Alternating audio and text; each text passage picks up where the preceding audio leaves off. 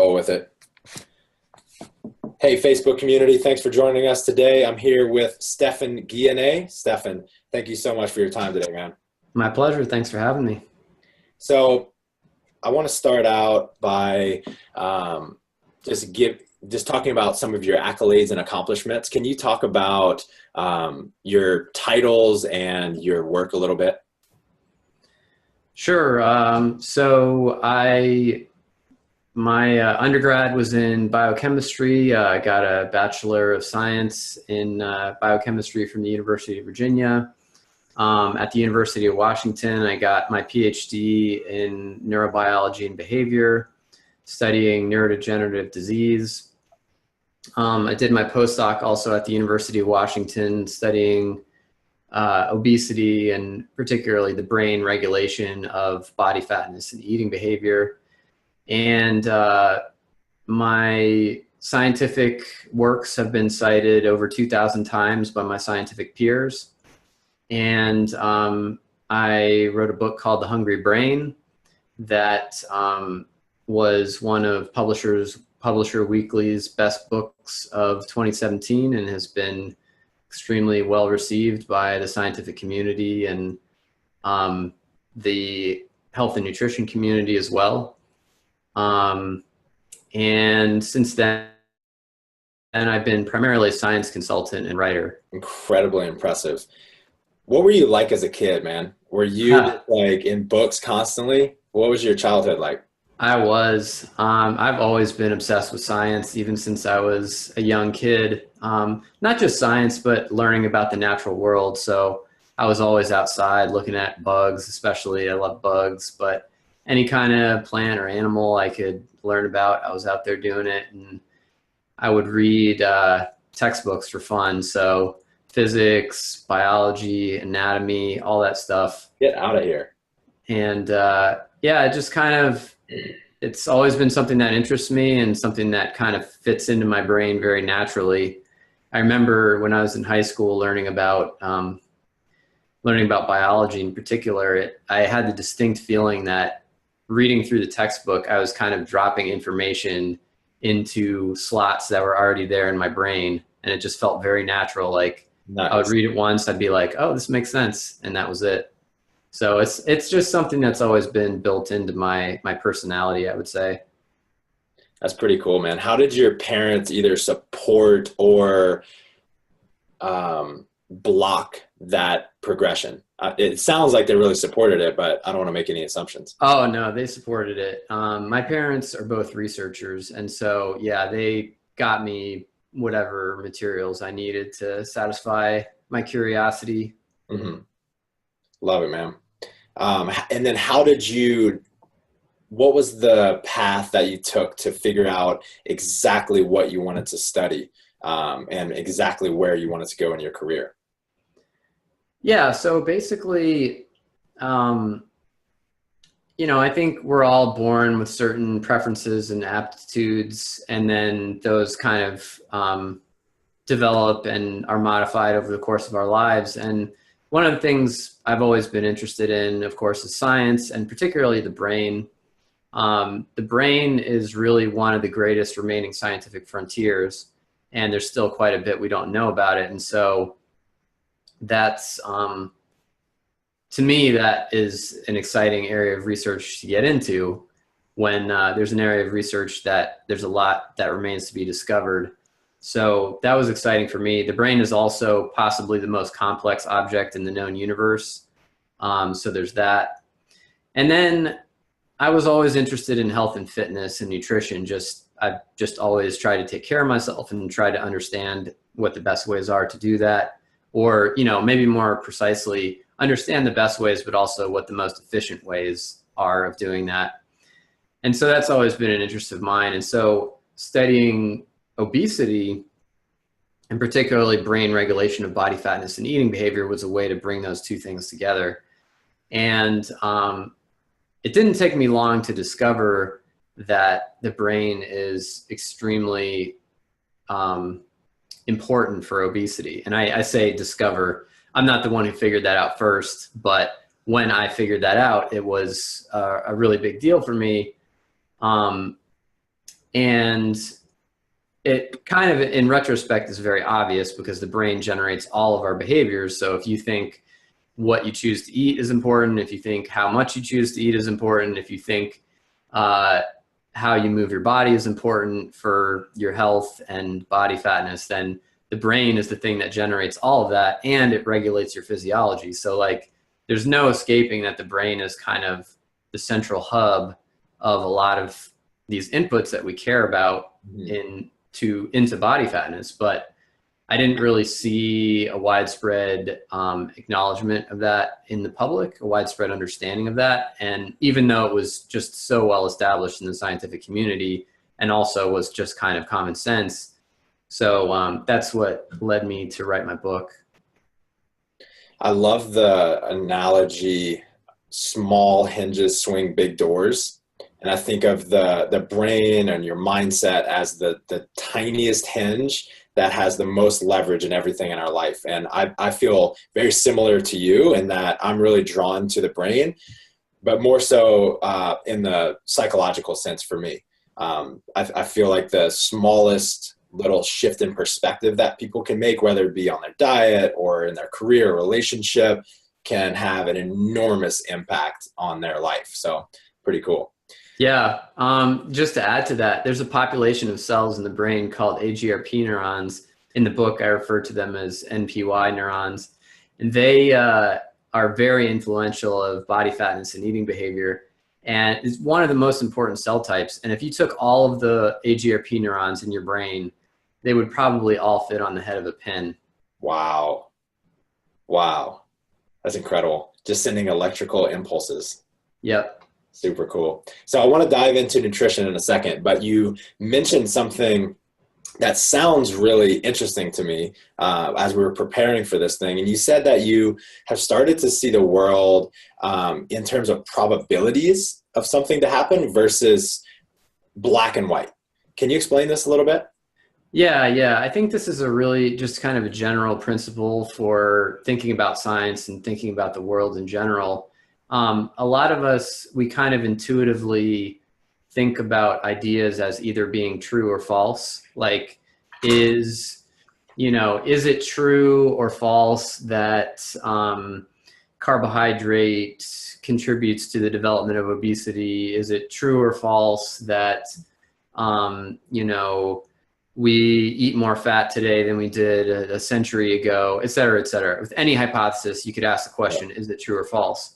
But really, I don't think that's the best way to think about hypotheses, because the truth is that nothing is ever completely proven or completely disproven to 100%, 100.0%, or 0.0% probability. There's always some residual probability that something is true or false, no matter what the evidence says. And basically what the evidence does is it shifts the probabilities. And so our task in understanding the world is to keep these various competing hypotheses in our heads and decide, what does the evidence say about the probability that each one of these is true or false. And maybe if the probability of a particular idea being true goes below a certain percentage, then you would say, well, it's not worth acting on it. It's not worth modifying my behavior in accordance with this hypothesis. But, if a hypothesis only has a 25% chance of being correct, it might still be worth modifying your behavior if the consequences of that are really severe. So, for example, I think a great example of this is my kind of thought progression that's happened about saturated fat.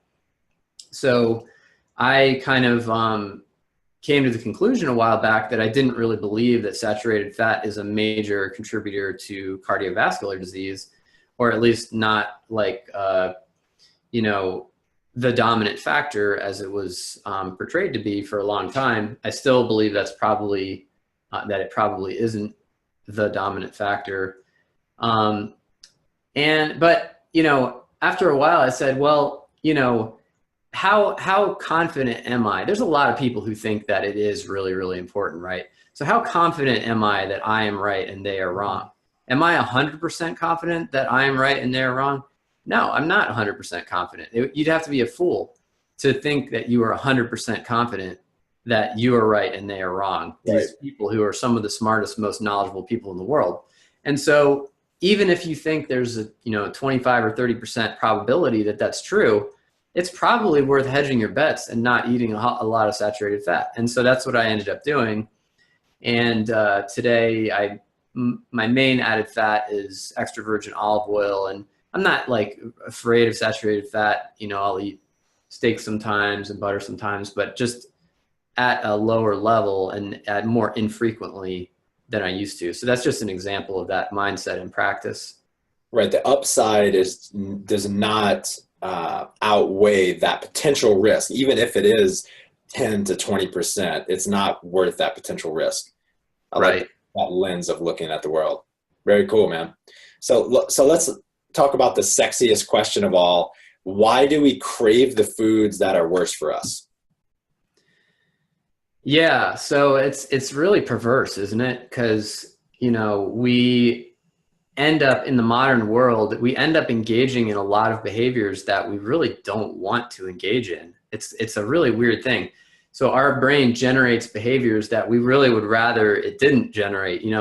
Nobody wants to overeat. No one wants to overeat unhealthy foods, gain body fat, and not have the appearance they desire, have higher levels of chronic disease risk, maybe start gaining enough fat that it's impairing their mobility. But this literally describes what I just said, describes at least 2/3 of Americans.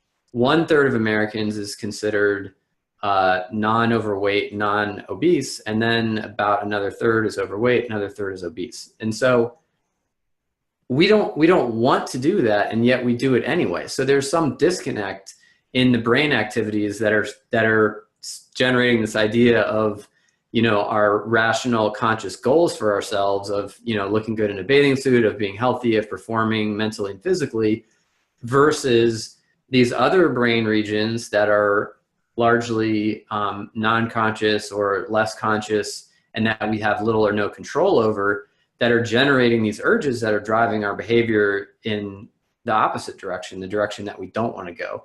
And those behaviors are very, those impulses, I would say, are very persuasive. We're talking about things like hunger. We're talking about things like cravings.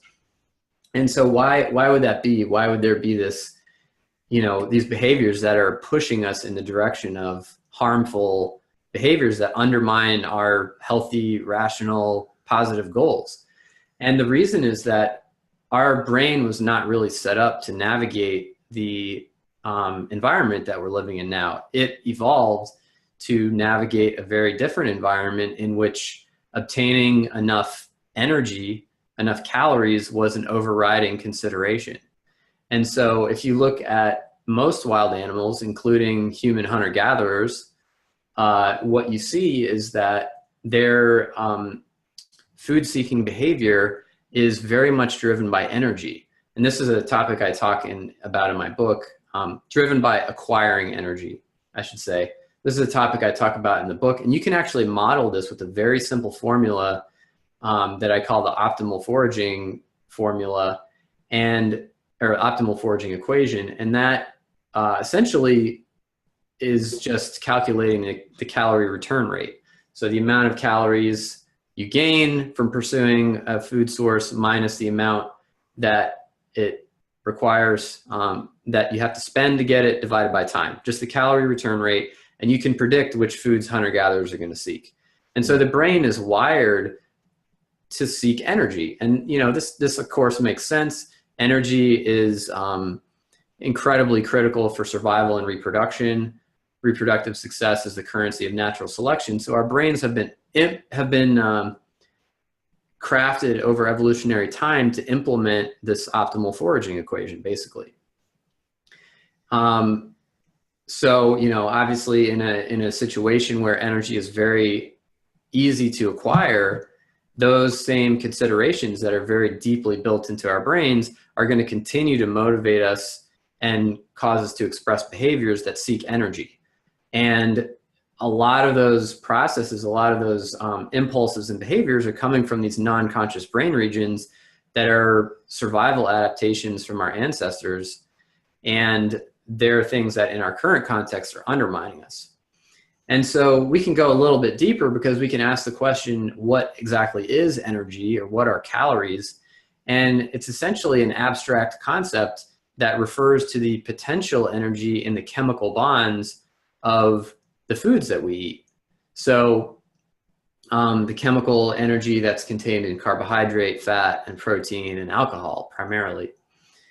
And those, that's energy that we can harvest to run our body. And then, of course, protein has amino acids that we can harvest to build our body.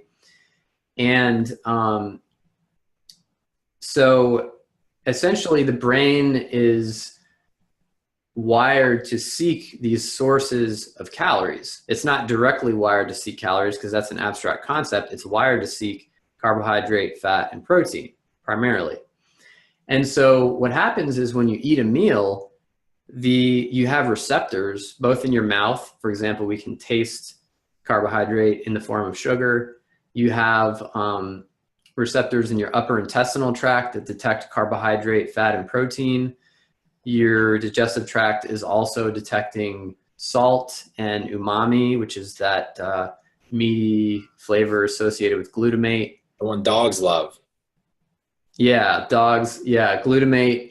So it's detecting glutamate. That's an amino acid. So that's a type of protein. It also contains calories. Salt is the only nutrient that I'm going to talk about here that does not supply calories. But all of these things that I just mentioned, the fat and the carbohydrate and the protein and the glutamate and the salt, when those things are detected, they send a signal up to your brain that releases dopamine. And this is all hardwired. This is part of our ancestral adaptations that helped our ancestors find food and be motivated to acquire calorie-containing foods. And so you get that dopamine spike, and what happens is your brain learns, it files away all the properties of the food you just ate, all the sensory properties. So it remembers the smell and the taste and the appearance. It remembers where you were, who you were with, what the situation was, what the brand name was of the pizza you were eating or whatever. And the more concentrated those nutrients are up to a point, the more dopamine is released, and the better your brain stamps in those sensory experiences as motivational cues the next time you experience them. So let's say you have a brownie that goes down into your digestive tract, your brain gets wind of all the awesome stuff that was in that. The high concentration of sugar and starch and fat starts sending your dopamine through the roof. And then your brain says, oh, wow, okay, now I know that these little square things that look like little square brown things and have this particular smell and come out of my buddy's oven is really great. And so next time I see that square, or I smell that smell, or I have a little taste of it, or I'm in that situation where my friend makes those, I'm going to start craving that. That's the dopamine spiking again. That's your brain having learned from experience that those sensory cues predict that massive delivery of calories. And you're going to get that motivational state, that motivated state, which we also call cravings. You might also experience hunger, and then you're going to be more likely to consume that food and more likely to consume it in excess. Now, on the other end of the spectrum, we have a food like celery, doesn't contain much calories at all. You eat plain celery with nothing on it, that's not going to get your dopamine spiking very hard. And that's not something that you're going to be like, oh my God, I know there's celery in the fridge. I just had a big meal and I'm full, but I really want to stick a celery right now. Yeah, right. I just can't resist. But That if is it's not a party. Yeah, exactly, right? But if it's ice cream, you might actually have that experience. Mm-hmm. And the reason is because of those calorie-containing nutrients spiking those hardwired pathways, increasing dopamine levels in the brain, and setting our motivation to eat that food. So many questions. So I just ate a ton of steak and potatoes and veggies, and I can't possibly eat another bite, but I think of ice cream and I'm like starving for it. What exactly is going on there? Because I don't need the calories, but is it because it's already hardwired into me to crave that sugar? Yeah, so there's, I think, basically two things happening. The first is that according to your brain, because of the physical and chemical properties of that ice cream, in other words, the high concentration of fat and sugar that it contains, your brain places a very high value on that food. And if you just intuitively, instinctually, in those non-conscious circuits, your brain has placed a very high value on that food, so you're going to crave it. And that motivational drive is partly independent of your hunger level. So if your brain values a food enough, this is a food, ice cream to our ancestors probably would have been great. It probably would have increased their survival and reproduction because of the calories it contains. It would have meant that they would have, they wouldn't have had to go out and forage as much and expose themselves to danger. This is just the type of food your brain's looking for. Lots of calories for not much effort. So that high level of motivation that you have can drive you to eat it even if you're not hungry. So that's part of it. It just has a very high reward value, would be another way of Right. what I just said. Very high reward value. And the other part of it is that ice cream has very different sensory characteristics from the steak and potatoes. And so there's this principle called sensory specific satiety, where we can become essentially full on certain types of foods, but still have an appetite for other types of foods. And so this is why I think we overeat so much at buffets. I know that's my experience, and probably a lot of other people have had that experience, is you leave and you're just like, you can't believe how much food you ate. And the reason is there's so many different things. Every bite you're taking, you have a different sensory experience, and you're not achieving satiety on any particular type of food.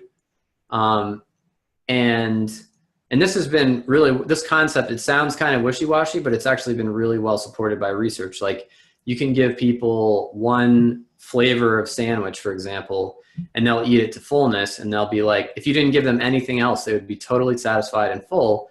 But you can bring out different kinds of sandwiches that have very different flavor profiles, and all of a sudden it's like, oh yeah, I'll eat some of that. I'll have some more. And the more different types of things you put out, the more total calories they will end up eating. And then you ask them how full they are, and they won't say that they're any more full than if they had just eaten that one sandwich.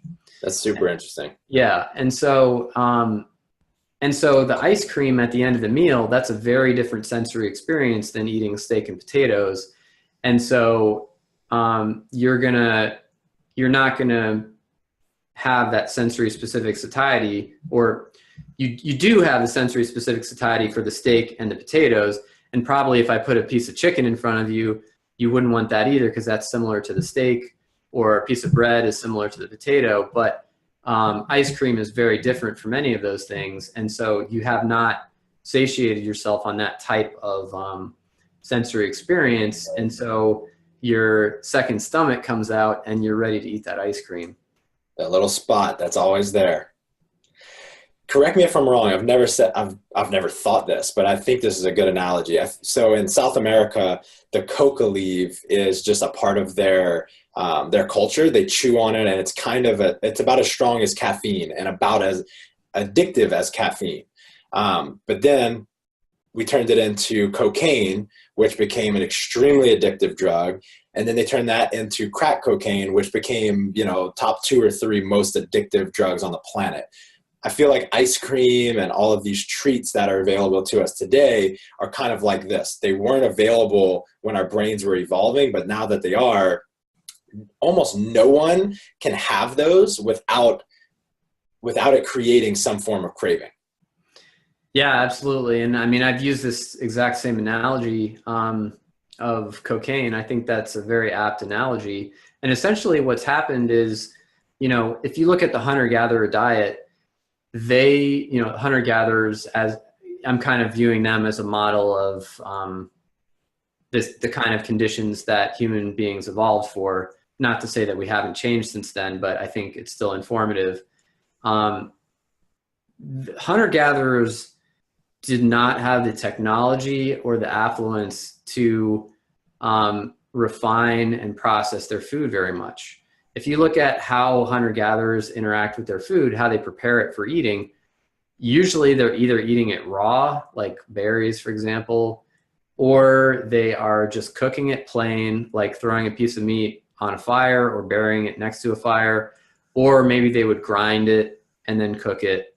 But they don't have the technology to be able to refine foods and combine it together and do all this fancy stuff to it that makes it so calorie dense and delicious and removes the fiber, removes many of the nutrients, removes other things that are healthy for us, but makes it ultimately more palatable, more tempting, and more likely to make us overeat. And so basically what I see for both cocaine and food is that the progress of technology has allowed us over time to incrementally increase the sort of active ingredients in those substances. So basically the properties of those things that are reinforcing to these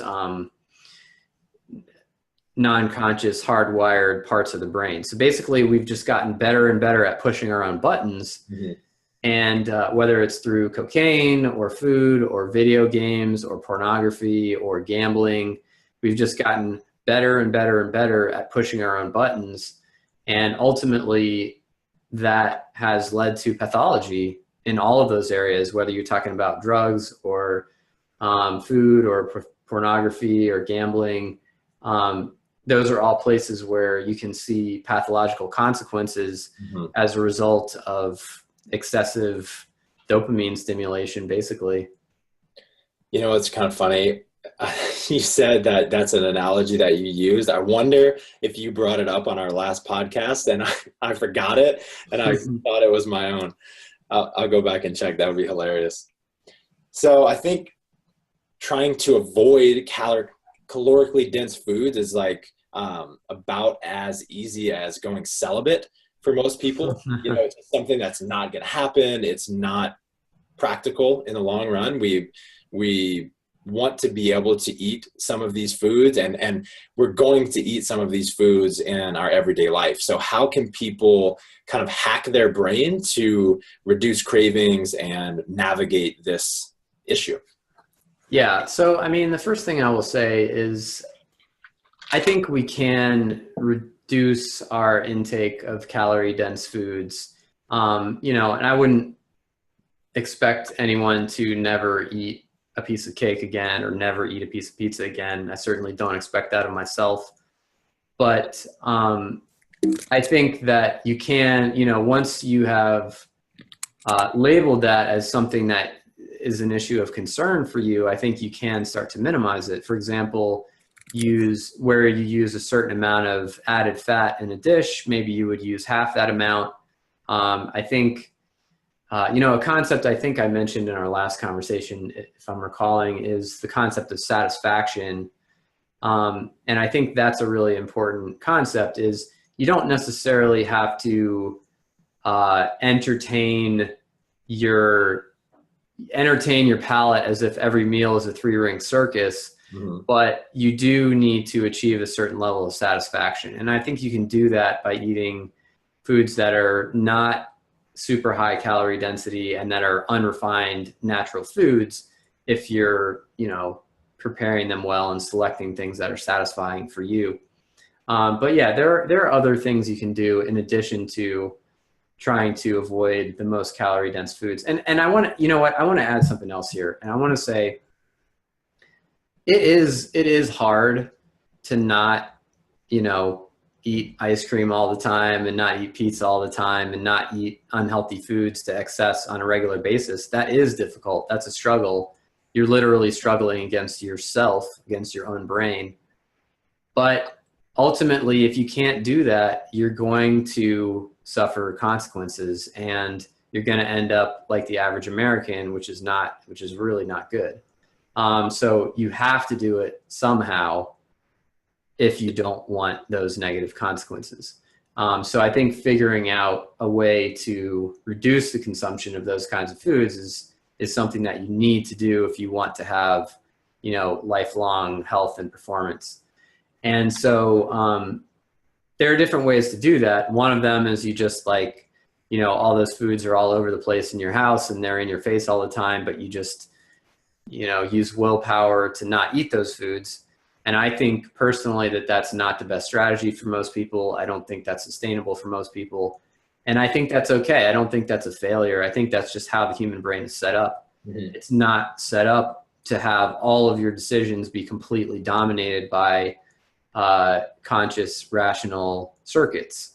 It's the way it's set up is for a lot of stuff to be on non-conscious autopilot. And, eating behavior is one of the things that has a lot of autopilot elements to it.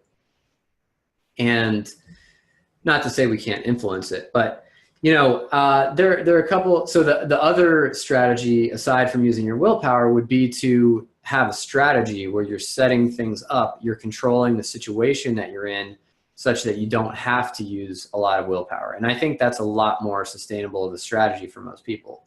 And I think one of the most important things to do, in my opinion, is to control your food environment.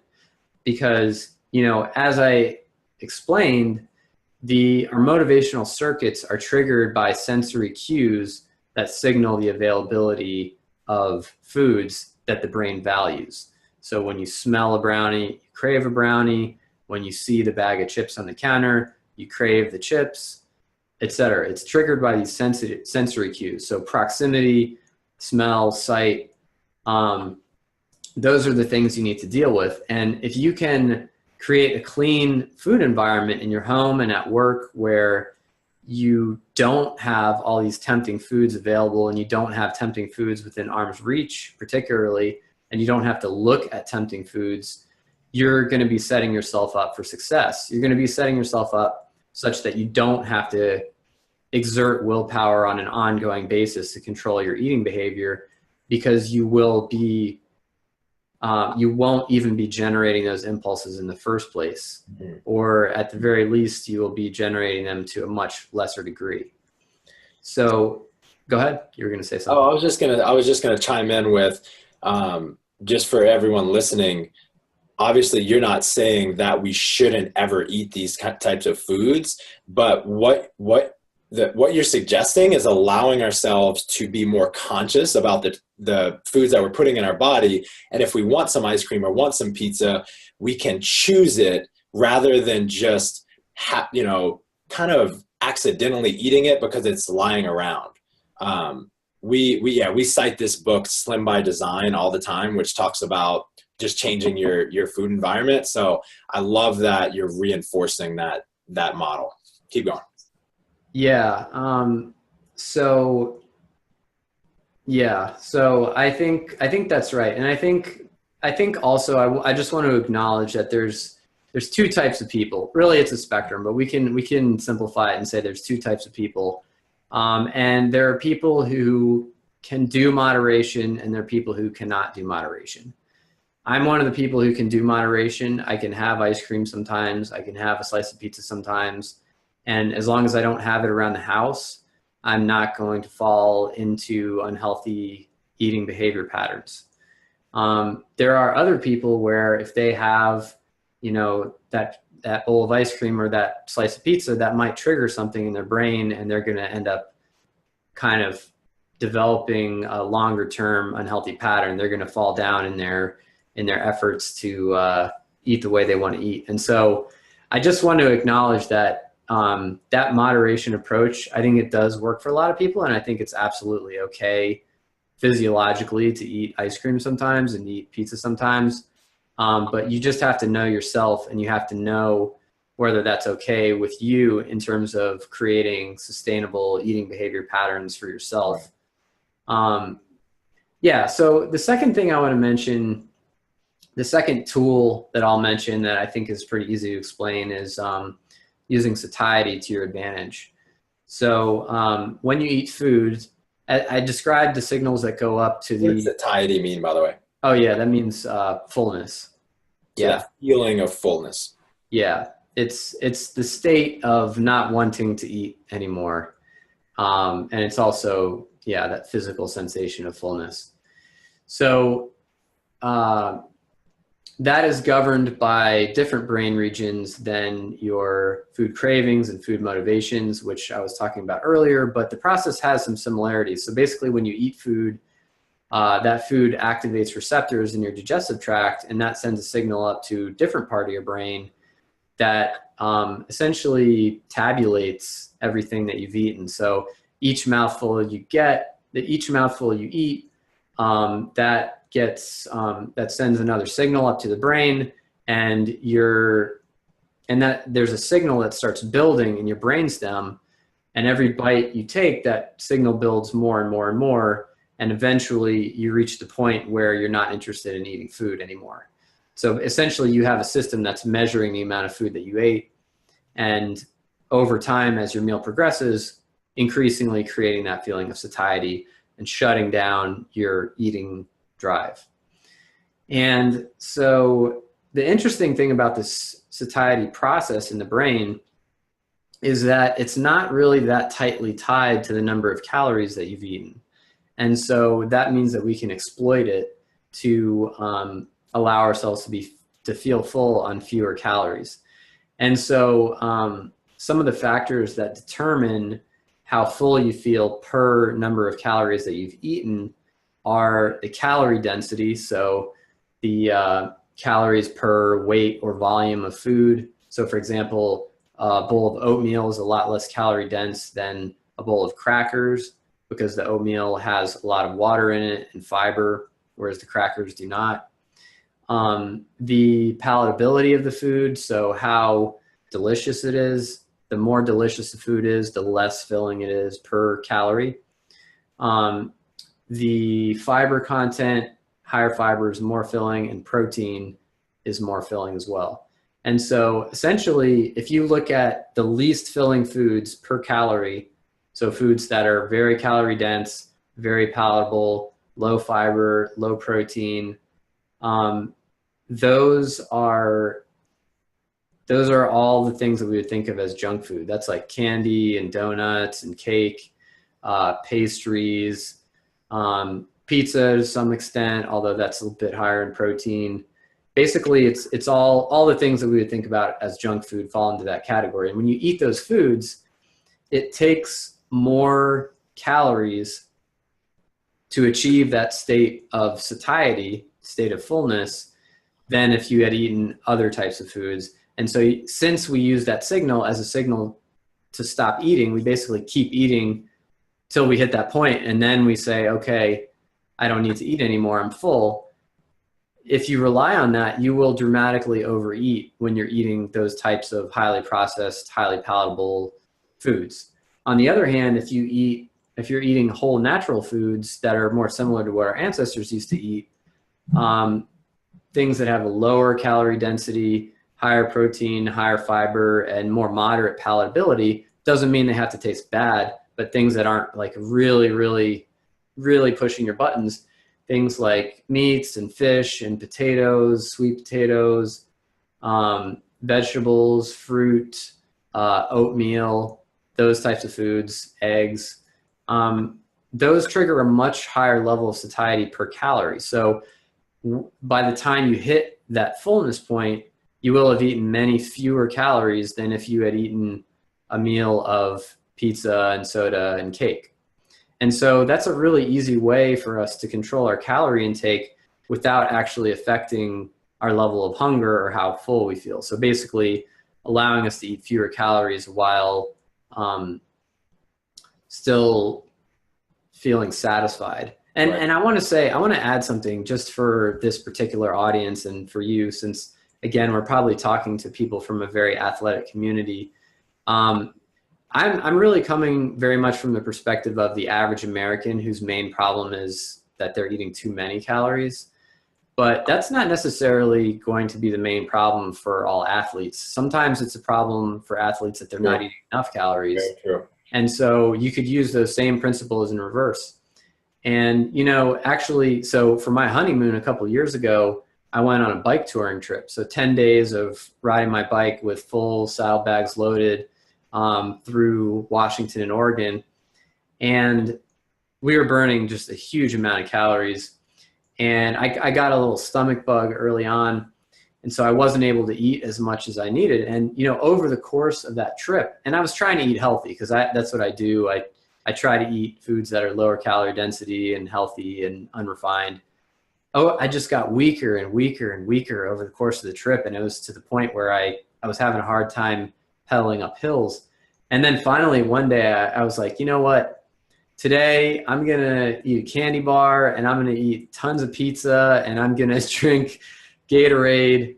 And I did that. And I sat down and I ate like 2/3 of this enormous pizza with, I mean, the toppings were like 2 inches thick. It was ridiculous. Nice. And so normally I wouldn't be able to eat that much, but I get up from the table and like normally my stomach would be exploding, but I just felt great. And I got on my bike and I just rode and I was good. So I think that memorable moment right there. yeah, absolutely. So and that really opened my eyes to the fact that, you know, junk food is the most effective way to get calories into bodies. And that can be a real liability if you're not burning those calories off. But it can also, in certain situations, it can be beneficial if you're not able to consume enough calories through other means. I'm really looking forward to putting that last piece of advice into play. I'm at the end of a 3-day, or I'm 3 days into a 5-day fast right now, so I can't experiment with it right now. But I'm the type of person, I come from a small town in Louisiana where everything is so flavorful. So out here in Texas, I get a meal and I immediately put salt and pepper on it before I even taste it. And I am so, like, what happens to me probably 2 out of 3 meals is I eat so quickly because it's so delicious, whatever I'm eating. And I overeat because I'm not in tune with those satiety signals, with my hunger signals. And so I'm anxious and excited to experiment with maybe using little or no seasoning and just experimenting with it. Yeah, I think it does help. You know, they've shown that specifically they've done research on seasonings, and they've shown that if you add palatable seasonings to food, even if it has no effect on the calorie content or the calorie density or the nutritional profile of the food whatsoever, just that increased palatability, the improved flavor will cause people to eat additional food. So yeah, it makes a difference. Awesome, man. I think my wife's going to have to put a lock on the seasoning cabinet though. Junkie. I'm such a junkie. All right, man, let's take some questions. So people in Facebook land, we're doing a webinar, and WAG alumni, or WAG OGs, as we like to call them, are on the webinar with us, and we're going to allow them to ask some questions and we're going to answer them here on the live cast. So Eduardo Parada asks, he says, alcohol was mentioned as a different source of energy compared with protein, fat, and carbs. Why is it considered a different source of energy, and why is it compared with the main macros? Yeah, so I put alcohol in a little bit of a different category for 2 main reasons. First of all, it was not a major energy source for our distant ancestors, and I'm talking about hunter-gatherers. There's not a lot of evidence that hunter-gatherers regularly consumed alcohol. There's a little bit of alcohol that's produced as a product of intestinal fermentation, and maybe they would have sometimes eaten, rotting fruits or something, but it wasn't a major source of energy. So the second thing is that alcohol has a bit of a different mechanism than fat, protein, and carbohydrate in how it causes and how it motivates behavior. So alcohol is a habit-forming drug in addition to a source of calories. And what that means is that it acts directly in the brain to stimulate dopamine pathways. And as all habit-forming drugs do. Either they cause increased dopamine release, or they activate other parts of that motivational pathway that dopamine is involved with. And that's true for alcohol too. So as opposed to protein, fat, and carbohydrate, which stimulate dopamine via receptors in our digestive tract, alcohol just goes right into the brain and stimulates dopamine. So it's a bit of a different mechanism, and it's not something that would have been a major source of energy for our ancestors, but of course it is a significant source of energy for us today. Josh Holton asks, what happens when you can't control it, like in social situations? So cravings, for instance. Any advice for those people who struggle? Yeah, that's a really tough one. And, I struggle with this too. Absolutely. I'll tell you what my approach is. I don't know that this is a perfect solution, but my solution is to control the food that I have in my own home and in my workspace, and then not worry that much about social situations.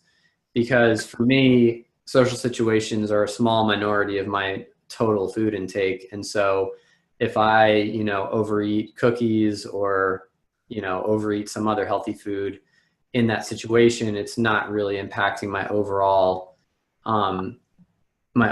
diet that much. So that's one way of thinking about it.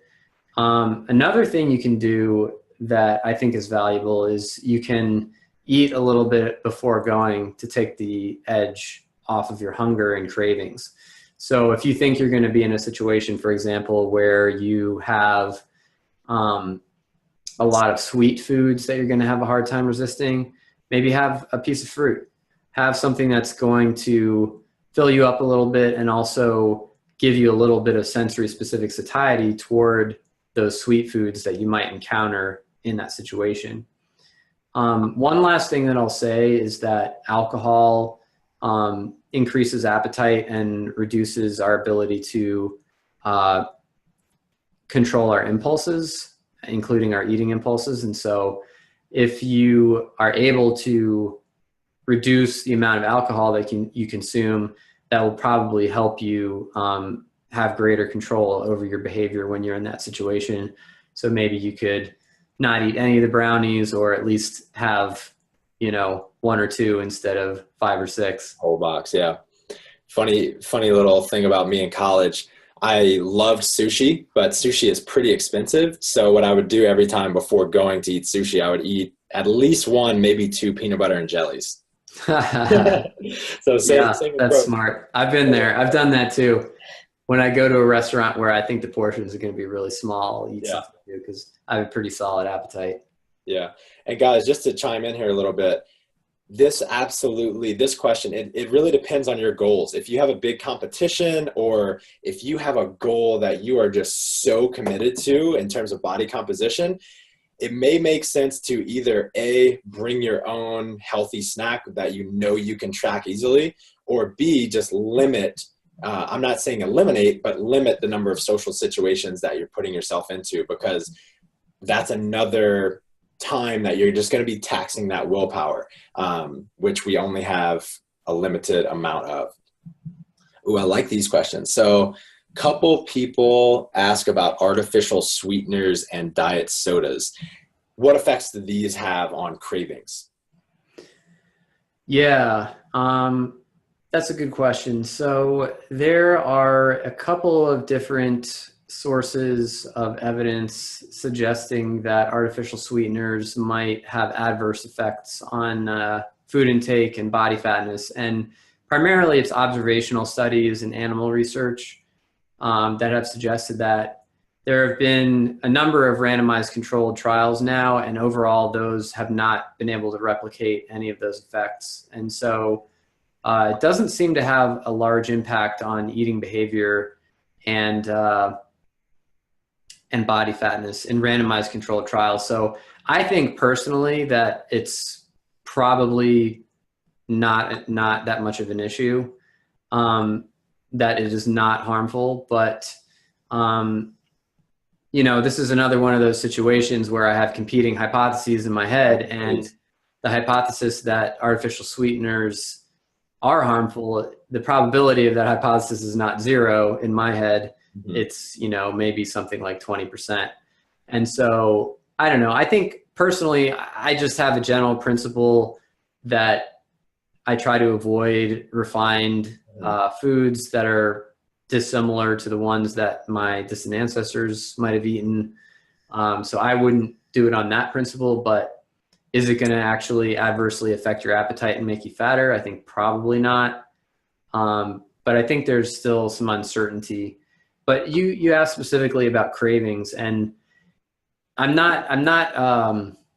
wouldn't say that I'm really deeply knowledgeable about the research in this area, so it's possible that I missed something, but I know there was a recent study, 12-week randomized controlled trial, pretty large study actually, that suggested that in the short term, the artificially sweetened beverage actually satisfied sweet cravings and caused people to eat less sugar in the rest of their diet, which I would say is probably a net positive.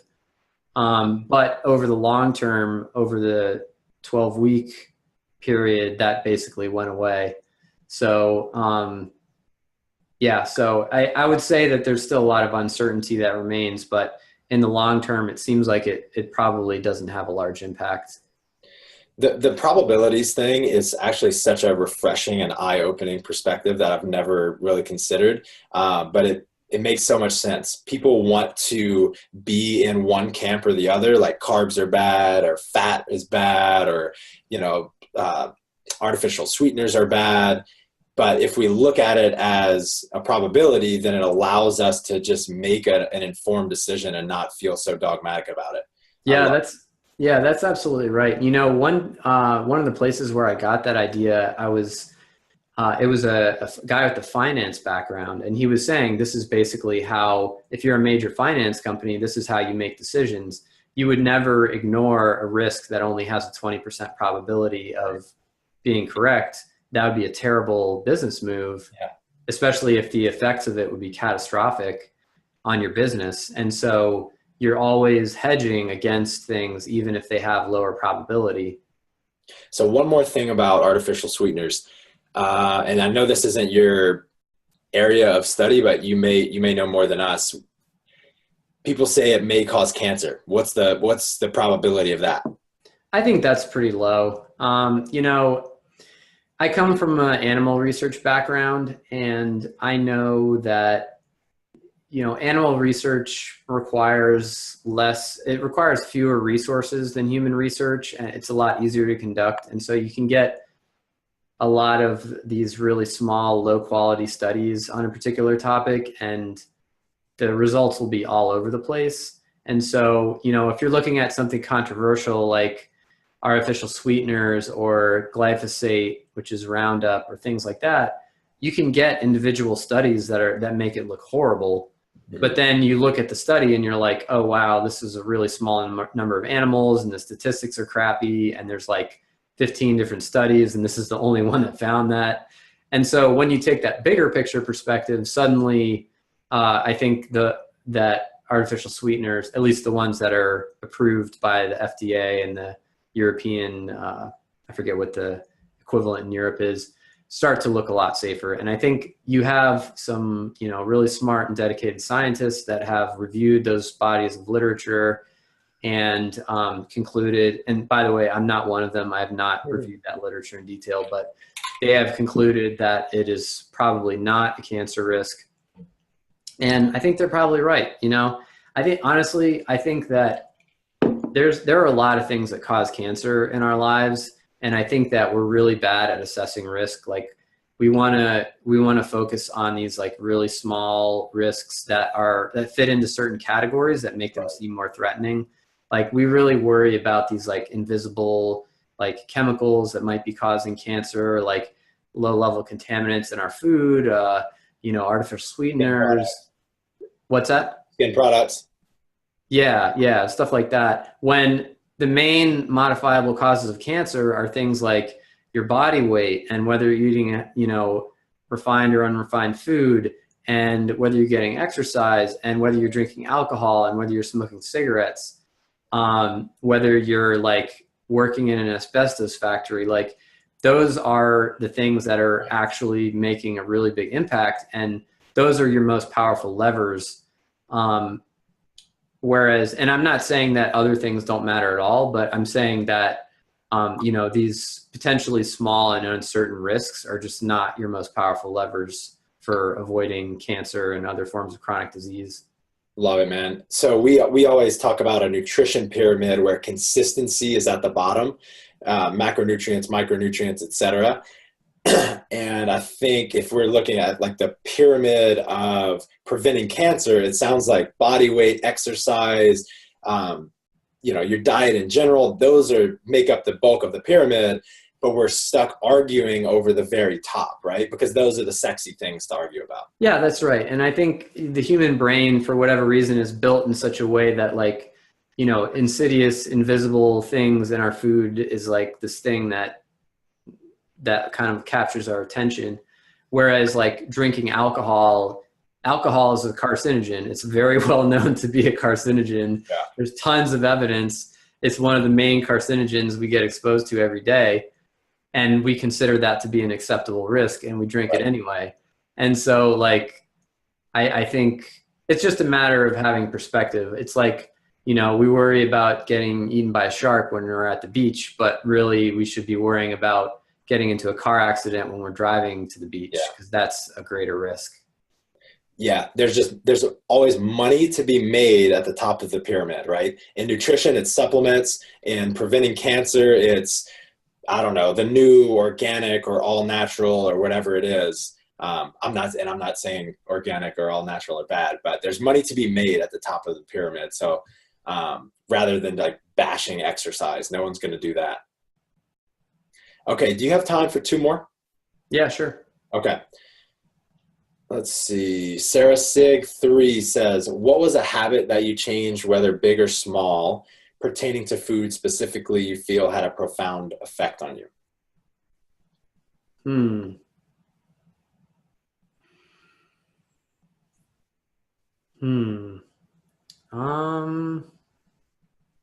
That I feel had a profound effect. Trying to think. I would say that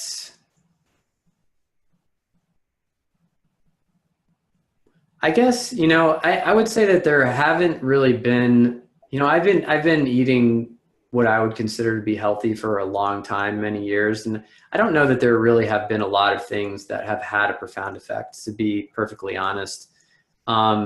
It's just been a series of tweaks that I've made in many different places over the years.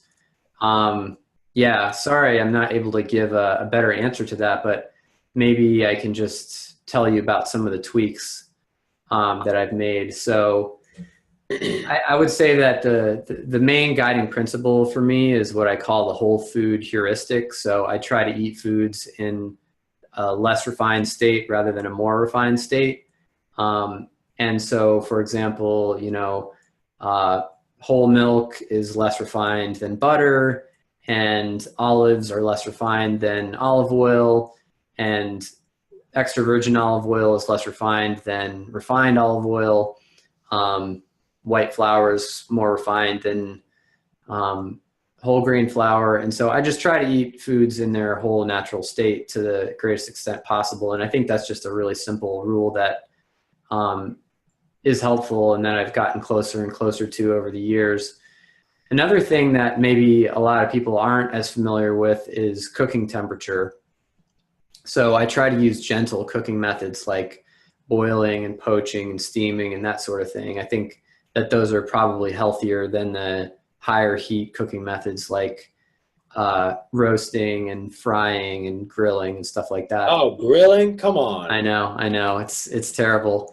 And I'm not saying I never grill, but I try to do it less and do those other things more. And actually, you know what? I found that even for like nice cuts of beef, if I make a bed of vegetables and I just kind of like put the cut on there and cook it with the lid on, with seasonings, it's actually quite delicious, even if it's not grilled. Just Right. that wet heat can be quite good, or slow cooking it, things like that. So, but yeah, of course, grilled steak is also delicious. So yeah, that's a couple of things that I've done over the years that I think just contribute to my overall health and well-being. But I wouldn't say that I can recall anything that's really had a profound effect. I think it's interesting that she asked that question. I think it's something that I would probably ask in any circumstance as well. But what I think is often the case is that there isn't like some profound change that could be or needs to be made. It might just be a small tweak, like you just said, like instead of like use more olives than olive oil, like these small things that when you look at them over time and you add up all of the tiny things that you do, those in fact have a profound effect. Yeah, I You agree with always that. want the big one. Yeah, I agree with that. And I think that, the way that I eat is very, very different than the way that the average American eats in many, many ways. But I got there over a series of small steps by gradually modifying my diet over time. And to me, it doesn't feel very complicated. It feels simple. It's what I'm used to. But I think for someone who was totally unfamiliar with how I eat, if they had to, overnight start doing what I do, I think for them, it probably would be complicated. Gotcha. Okay, last one and we're done, man. Okay, Ashley Smith says, when striving to eat in moderation to satisfy a craving, would it be best to have a treat that is not high in both fat and carbs to lessen the pull? Yeah, I think so. I mean, essentially, what it boils down to is how motivating that food is to your eating behavior. Like how strong of a craving is that food going to generate for you? And fat and sugar together tends to generate very strong cravings. And this is kind of one of my soapbox areas is, people will say, oh, it's all about sugar. Sugar is the thing that creates cravings, or it's all about fat. That's the thing that creates cravings. But both of those are very powerful drivers of food reward, and particularly when they're in the same food. And when you look at the types of food that people report in studies, the types of foods that people report trigger cravings and trigger addiction-like eating behavior, the top two types of foods are foods that combine sweet and fat, and foods that combine fat and that are like savory fatty foods like potato chips and that sort of thing. So essentially that fat and carbohydrate combination is really tempting for the brain.